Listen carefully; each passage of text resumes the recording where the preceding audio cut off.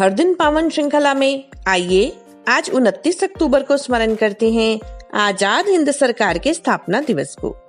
भारत की स्वाधीनता में सुभाष चंद्र बोस की आजाद हिंद फौज की बड़ी निर्णायक भूमिका है, पर इसकी स्थापना से पहले भारत के ही एक अंग रहे अफगानिस्तान में भी आजाद हिंद सरकार की स्थापना हुई थी।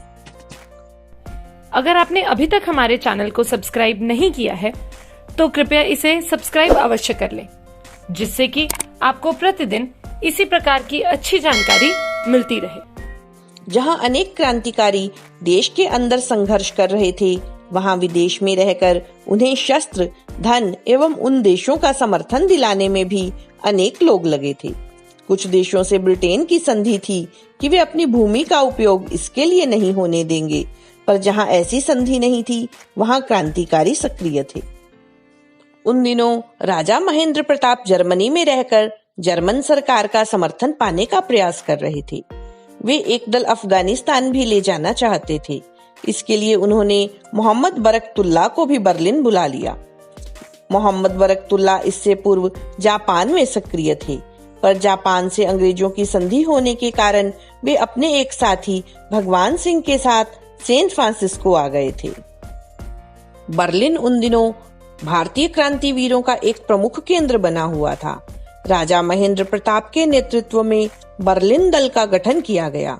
इसमें मोहम्मद बरकतुल्लाह के साथ वीरेंद्र चट्टोपाध्याय के नेतृत्व में काम कर रही राष्ट्रीय पार्टी के भी कुछ सदस्य थे। इस दल ने जर्मनी के सम्राट कैसर विल्हेल्म द्वितीय से भेंट कर उन्हें भारतीय क्रांतिकारियों की सहायता के लिए तैयार कर लिया। इस दल ने जर्मनी के शासन के साथ कुछ अनुबंध भी किए। अब राजा महेंद्र प्रताप के नेतृत्व में एक दल कुस्तुनतुनिया गया। इसमें जर्मनी एवं ऑस्ट्रेलिया के कुछ सदस्य भी थे। इन्होंने तुर्की के प्रधानमंत्री सुल्तान हिल्मी पाशा तथा युद्ध मंत्री गाजी अनवर पाशा से भेंट की। तुर्की में सक्रिय भारतीय क्रांतिकारी मौलाना ओबेदुल्ला सिंधी भी इस दल में शामिल हो गए और ये सब अक्टूबर 1915 में काबुल जा पहुंचे। अफगानिस्तान में उन दिनों अमीर हबीबुल्लाह खां का शासन था। दल के सदस्यों ने उनसे भेंट की। यह भेंट बहुत सार्थक सिद्ध हुई और भारत से दूर अफगानिस्तान की धरती पर 29 अक्टूबर 1915 को एक अस्थायी आजाद हिंद सरकार की स्थापना हो गई। इसके राष्ट्रपति राजा महेंद्र प्रताप, प्रधानमंत्री मौलाना मोहम्मद बरकतुल्लाह, गृह मंत्री मौलाना ओबेदुल्ला सिंधी तथा विदेश मंत्री डॉक्टर चमन रमन पिल्लई बनाए गए। इस सरकार ने एक फौज का भी गठन किया, जिसे आजाद हिंद फौज नाम दिया गया। इसमें सीमांत पठानों को सम्मिलित किया गया। धीरे धीरे इसके सैनिकों की संख्या 6000 तक पहुंच गई। इस फौज ने सीमावर्ती क्षेत्रों में अंग्रेज सेना पर हमले किए, पर वे सफल नहीं हो सके।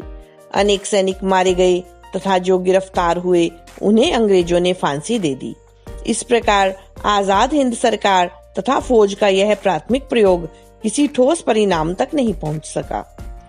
पर इससे हताश न होते हुए राजा महेंद्र प्रताप ने सोने की ठोस चादर पर पत्र लिखकर खुशी मोहम्मद तथा डॉक्टर मथुरा सिंह को रूस के जार के पास भेजा।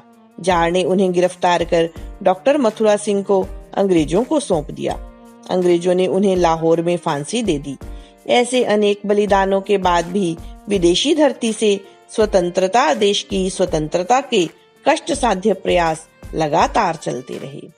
भारत माता की जय।